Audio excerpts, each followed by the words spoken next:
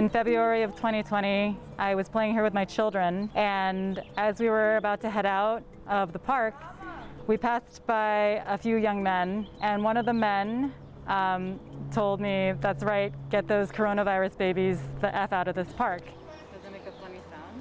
Ever since this surge, anytime we go out anywhere, I'm always looking around to see where the nearest exits are. I'm always very aware if anyone is approaching us at a rapid clip, and I'm always prepared to pick up my children and run if I need to. And that's a really stressful way to live.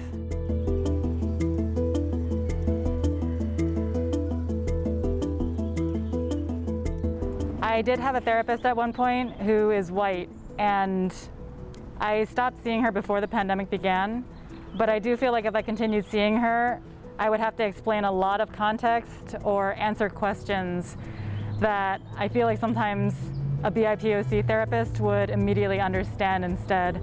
I can't breathe! I can't breathe! I can't breathe!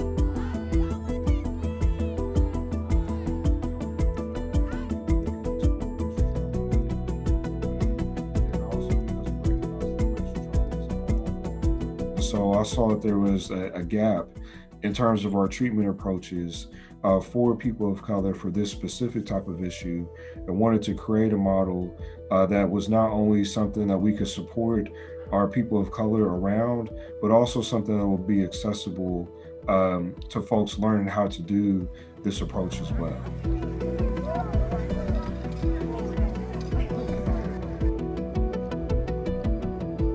And so I think that greater awareness and education around racial trauma has been a big reason why folks are seeking out our clinic and other forms of racial trauma therapy more.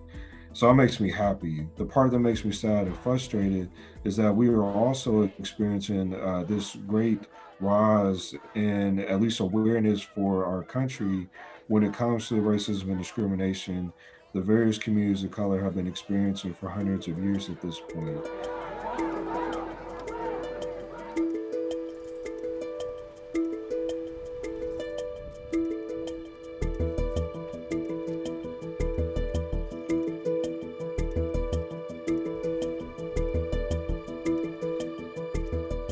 I've also been doing a lot of writing and journaling and art in order to express what I've been feeling and what I've been going through. And sometimes it's for myself, and other times it's actually for other Asian Americans or all BIPOC who are going through something similar.